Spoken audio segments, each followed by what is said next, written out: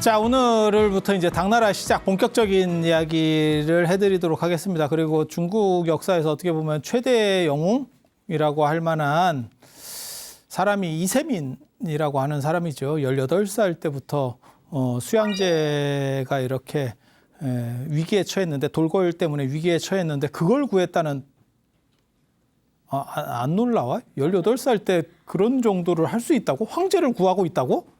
뭐 그때부터 뭐 그렇게 하는 거예요. 대단하죠. 대단해요. 그리고 나라가 혼란스러우니까 아버지 반란 일으킵시다. 야, 이게 아버지가 약간 이게 새가슴이거든. 이제 보시면 아실 거예요. 약간 이렇게 새가슴이어가지고 약간 이렇게 해야 되나 말아야 되나. 뭐 이세민은 뭐 거침이 없죠. 이제 그러다가 나중에 이제 안시성에서 눈깔 빠고 뭐 이제 이렇게 되는 거고. 거의 그게 이제 그 양반에서는 엄청나게 어떻게 보면 최초의 패배라고 할 정도 사건이에요. 그래서 뭐 양만춘 어쩌고 그런 얘기 들어보셨잖아요, 그죠? 근데 그냥 참고로만 말씀드릴게요. 그 양만춘은 그게 지어낸 이름일 거예요. 뇌피셜입니다, 뇌피셜. 양만춘이라 카드라 통신으로 전해지는 사람이에요. 그래서 그냥 그런 정도만 아세요. 근데 뭐 이름이 없는데 카드라라도 있으면 그냥 써야지 뭐. 그렇게 해서 유명해진 게 양만춘이에요. 그래서 뭐 그런 정도 생각하시고 이제 나중에 뭐 그런 얘기를 또 해드릴 거예요. 근데 각설하고 넘어가서 그 사건 아세요? 고려 때 어떻게 보면 우리가 만주를 마지막으로 빼앗긴 게 고려 말에 요동정벌이잖아요. 최영이 요동정벌을 했는데 어떻게 보면 최영이 한 게 아니고 우왕이 이제 한 거죠. 근데 최영이 이제 밑에서 다 한 거죠.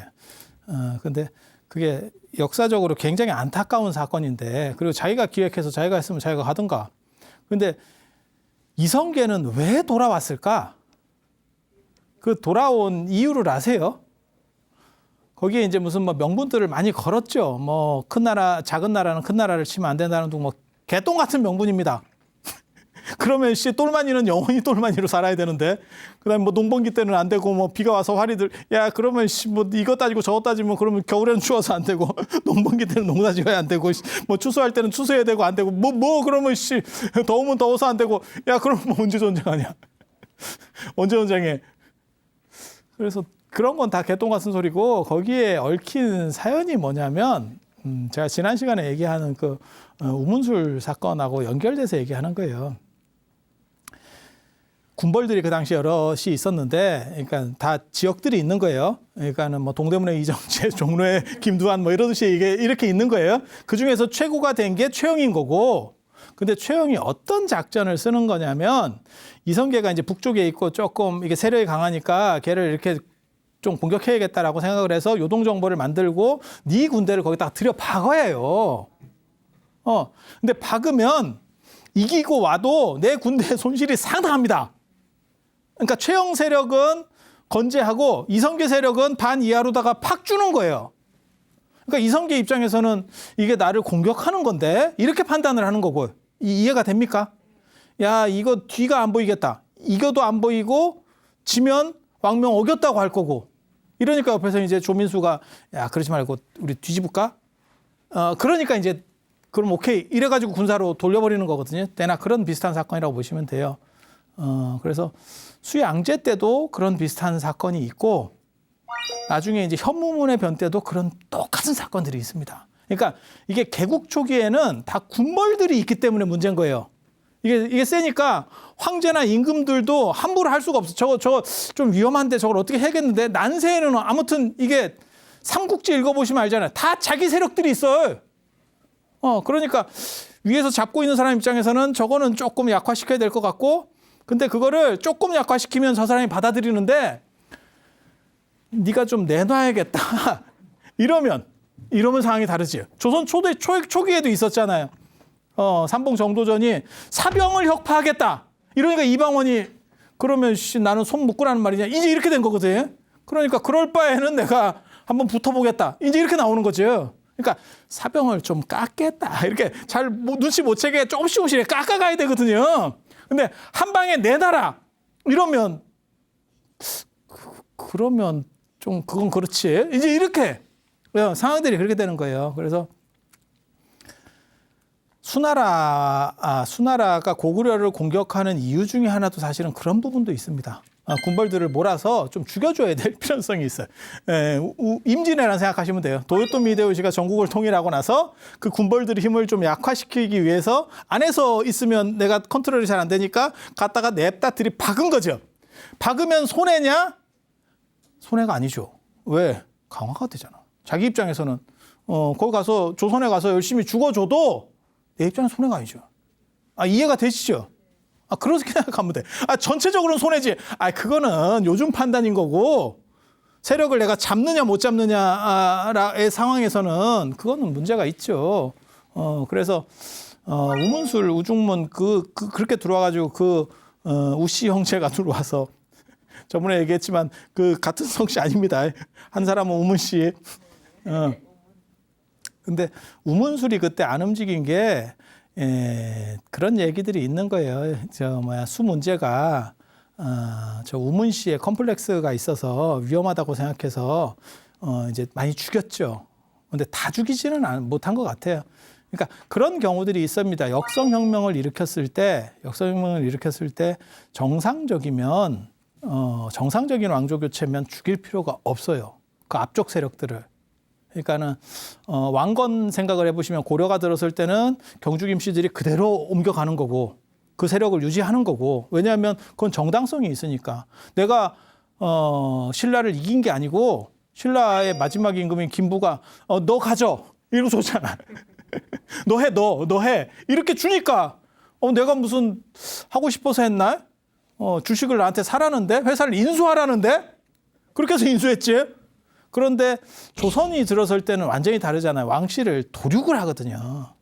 그래서 그 도륙한데 너무 많이 사람을 죽이고 그렇게 많이 죽인 쪽에다가 나중에 수륙제를 하죠. 수륙제 도량들이 개설되는 게 그런 겁니다. 왜냐하면 거기 원혼들이 너무 많아서 지금은 그런 생각을 안 해요. 뭐 원혼이 있으면 있는 거지 뭐 어쩔 건데 이렇게. 근데 저번에도 그런 얘기 잠깐 해드렸지만 장희빈 사건만 봐도 뭐 활을 쐈다는 둥 이런 약간 주술적인 것 좀 했다고 그게 왕한테 위해가 간다 이런 거잖아요. 지금은 그런 식으로 해서 사람 죽으면 야 땡큐지.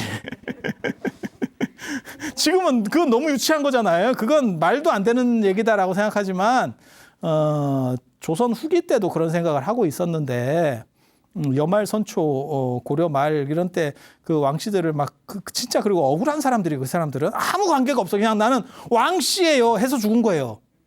그러니까 그런 식으로 되면 또 천인 감흥설이라고 그래서 이 동아시아에 한나라 때 동중서라고 이렇게 하는 사람이 약을 판 게 있어요. 그게 춘추벌로나 이런 데 보면 뭐가 나오냐면 하늘과 인간은 감흥한데 서로. 그래서 인간들에게 원한이 많이 이렇게 있으면 그게 하늘을 이렇게 이게 적집이 돼서 이렇게 쌓여가지고 기후가 안 좋고 그 다음에 무슨 이렇게 된다는 거예요. 가뭄이 들고 농사가 안 되고 천하가 이제 혼란스러워지고 이렇게 된다는 거예요. 그래서 그런 원한들을 풀어줘야 된대. 원혼들을 풀어줘야 된대. 그런 얘기들을 해요. 조선시대 때도 장마가 길어지고 그 다음에 가뭄이 길고 이러면 임금이 하늘의 죄를 빌어요. 내가 잘못해서 이렇게 된 거다. 이렇게. 그러니까 천재지변은 임금이 덕이 부족한 거고, 그 다음에 인재는 이제 사람들의 문제인 거고, 이렇게. 그리고 오늘날까지 그런 유풍으로 남아있는 게 뭐냐면 입시한파라고 하는 겁니다. 입시 때 사람들이 시험을 보려니까 쪼리거든. 그 1년짜리인데 안 쪼리겠어요? 근데 그 쪼린 기운들이 이렇게 뭉쳐가지고 응축되니까 이게 추워진다는 거예요. 활기가 없고 이렇게 감긴다는 거예요. 그래서 입시한파라는 게 그런 식으로 나오는 겁니다. 그게 천인감흥설이라고 하는 거예요. 이런 게 연원을 올라가면 감염주술이라고 그래가지고 사실 굉장히 좀 유치한 건데 우리 한의학의 원리도 다 이런 거예요. 다 이런 거예요. 그래서 제가 그런 얘기 하잖아요. 똑같은 차래도 물론 차 종류가 달라요. 그런데 빨간색인 보이차를 먹거나 홍차를 먹으면 몸에서 열이 난다 하는 거고, 녹차 계열을 먹으면 몸이 냉해진다라고 하는 거고, 그래서 젊은 여자들은 녹차 계열은 먹으면 안 되는 거고 몸이 냉해지니까 이제 여러분들 같이 체온계가 고장이 나서 안에 자꾸 열이 나는 사람들은 보이차를 먹으면 안 돼. 근데 보이차를 먹으면서 이거 마시니까 몸에서 열이 나오는 것 같아. 야, 그 열이 그 열 아닐 수도 있거든. 너가 원래 그런 열이 있었어. 그래서 이게 이런 게 감염 주술이에요. 그러니까 성분이 어떠냐를 떠나서 그냥 색깔적으로 그다음에 뭐 어떤 형태적으로 뭐 이렇게 그게 원리들이 다 그래요. 그래서 사슴뿔을 먹으면 그게 왕관같이 생겼으니까 그래서 귀해진다. 그래서 녹용 먹게 된 게 그런 거라니까. 성분을 알고 사람들이 그런 얘기하고 하는 사람들이 있어요. 뭐 옛날 사람들은 이거 성분은 어떻게 이런 게 좋은 게 있는지 알았대. 알긴 뭘 알아 그냥 찍다가 가는 거요. 그래서 이런 거를 다 토탈로 뭐라고 얘기하냐면 유사과학이라 그래요. 유사과학. 말을 들으면 그런 것 같긴 한데 실제로는 과학적인 게 아니에요. 그게 음양오행 이런 거 다 그런 거예요. 들어보면 어떻게 좀 홀망해 이렇게 좀 그래. 진짜 그러냐? 라고 하면 나 딱히 그런 건 아니고 그렇다고 완전히 안 맞느냐? 아니 그건 아니야. 완전히 안 맞았으면 지금까지 안 내려와 그게. 절대 내려올 수가 없다니까요. 뭔가가 설득력은 묘한 설득력이 있어. 근데 그게 100%냐? 아니 그건 아니고 그건 아니고 뭐 딱 그런 정도라고 보시면 돼요. 그런 정도라고. 그래서 이런 원리들이 있어요. 이런 원리들이. 그래서 그런 동중서의 천인가몽설 뭐 이래가지고 인간과 이게 다 이렇게 막 얽혀 있다는 거예요. 그래서 이제 천도제 같은 걸 지내고 수륙제 같은 걸 지내주고 뭐 이렇게 해서 이제 풀어라. 너는 어차피 죽었으니까 사요나라 하는 게 안 낫겠냐. 뭐 이렇게 하는 거죠. 그래서 우문술 같은 경우가 우문씨가 수나라 문제가 또 그리고 조금 잘못했어요. 정치를 굉장히 잘하는 사람이긴 하지만 원래 이게 선양 받을 때 룰이 있거든요. 선양 받을 때도 조금 지나고 선양을 받는 거예요. 아무리 이게 어린애 손목 비틀듯이 해도 명분이 좀 쌓이고 어느 정도 내가 관록이 올라갔을 때 해야 되는데 저 문제가 또 1년 만에 또 달랑 이렇게 했거든. 그러니까 반발들이 생기죠. 모양이 이게 싹 스무스하게 가야 되는데 그리고 자기보다 밑에 놈이 되니까는 우문씨를 이렇게 막 조지고 이렇게 하니까 그래서 우문씨가 세력적으로 봤을 때 좀 위험하다라고 생각을 했다는 거죠. 그래서 우문술 같은 경우는 자기 세력을 잘 안 했다는 거예요. 그게 살수대첩에서 우리가 이길 수 있었던 이유 중에 하나라는 그러니까 우중문은 들여다봐갖고 자기 세력을 들여다봐갖고 우문술은 빠졌다는 거예요. 그렇게 세력을 보유를 하고 있으니까 실제로 나중에 우문술한테는 책임을 못 물어요. 양제가. 수양제가 책임을 못 물어. 되게 재밌어. 아니 장군이 패했는데 그것도 대패를 했는데 책임을 못 물어. 그리고 그 아들도 등용을 하고 그게 뭐냐면 귀족제이기 때문에 그렇거든요. 근데 그게 참 아이러니하지. 그 수양제가 누구한테 죽냐면 그 우문술 아들 우문화급한테 죽거든. 어떻게 보면 막연이지.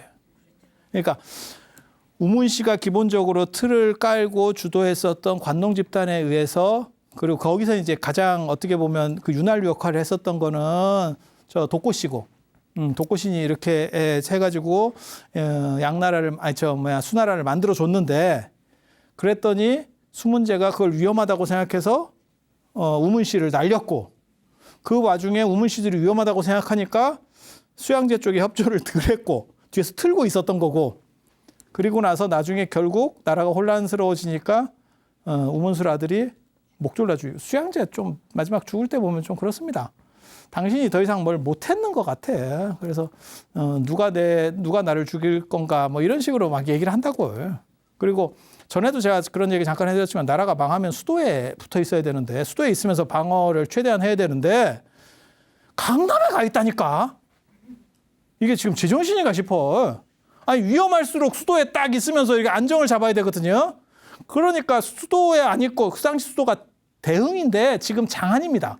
이름이 달라서 그렇지 장안 좀 옆이에요.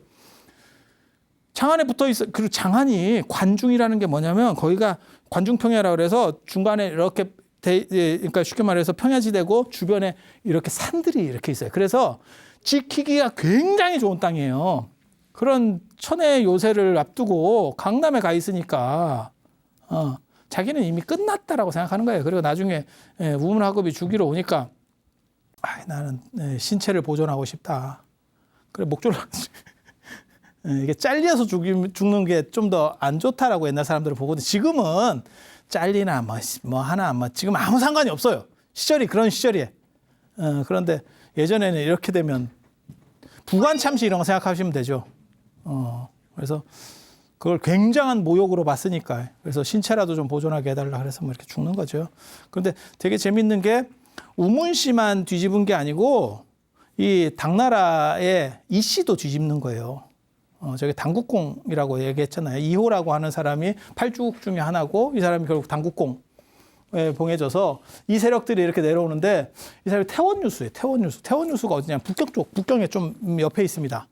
중국 역사를 생각해 보시면 장안 쪽에서 결국 북경 쪽을 장악한 놈이 짱이 되는구나라는 거를 그러니까 강남 쪽에 있어서는 대장이 못 됩니다. 이게 장안 쪽을 장악하거나 그 뒤쪽으로 가면 이제 다 북경 쪽이에요. 원나라도 북경이지. 그다음에 뭐 명나라, 그다음에 청나라까지 지금 다 북경이잖아요. 그리고 수나라 때도 중요했었어요. 그러니까는 운하가 북경까지 올라가는 거예요. 그리고 왜 북경 쪽이 중요하냐면 중국 입장에서는 그 동네에 있는 유목민들이 내려오는 게 제일 골치 아파. 서쪽 유목민들이 내려와서 점령당한 게 거의 없어요. 중국 입장에서.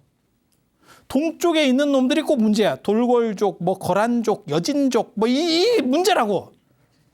몽고도 그쪽으로 내려오는 거고, 그다음에 청나라도 글로 내려가는 거고, 요나라도 글로 금나라도 글로 내려가. 그러니까 그쪽을 지키는 사람이 어떻게 보면 지금 우리식으로 얘기하면 38선에서 제일 중요한 요충지의 총사령관이라고 보시면 돼요. 뭘 의미하는 거냐면 군대가 세겠지. 같은 군벌이라도 이게 다르죠. 아니 요지를 딱 잡고 있는 사람 친하다고 생각했으니까 저걸 맡겼겠지. 저 자리를. 그런데 이연이 요거를 저걸 내가 뒤집어야 되나 말아야 되나 수나라가 좀 골로 가는 것 같은데 저걸 어느 노선을 타야 되나 이러고 있을 때 이게 그러니까는 도꼬씨의 문제기도 하고 저게 지금 다 팔주국 안에서 일어나는 이야기거든요. 그러니까는 반수나라 정서가 있는 거예요. 반양씨 정서가. 그렇게 해서 수나라 망하기 전에 장안을 접수합니다. 수도인 대흥을 접수합니다. 이연이. 이거면 굉장히 유리한 거예요. 수도를 잡았다라고 하는 거는 아니 그렇지 않을까요? 수도를 함락시켜놨으면 뭐 쉽죠. 그래서 수도를 장악해 놓고 대흥이 내나 장안이에요. 장안. 같이 보셔도 큰 문제는 없습니다. 그래서 저때 장악을 하고 수양제 손자인 양유. 수양제가 있었으면 저렇게까지는 못했을 건데 이제 산을 세우는 거죠. 이성계가 전국을 주도하면서 고려 왕실 이렇게 공양왕 세우고 뭐 이렇게 하는 것처럼 똑같은 거예요. 그래서 공양왕이 나중에 이성계한테 그렇게 얘기하거든요. 우리 같이 좀 하는 방향으로 합시다. 투탑 체제로 합시다. 그랬더니 이성계가 웃기고 있네. 이러면서 끝내는 거거든요. 뭔 얘기인지 아시겠죠? 그래서 꼭두각시로 이렇게 하나 세워. 세워. 세우고 나서 또 이제 날름하는 거죠. 늘상 동아시아는 늘상 그렇게 하는 거예요. 내가 하고 싶어도 막바로 안 들어갑니다. 이게 날름.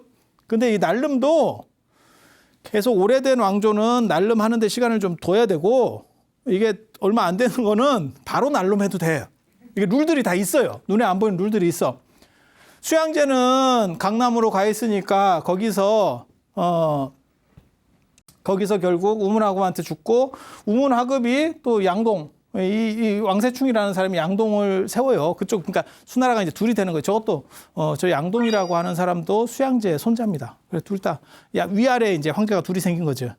그리고 왕세충이 저 밑에를 죽여요.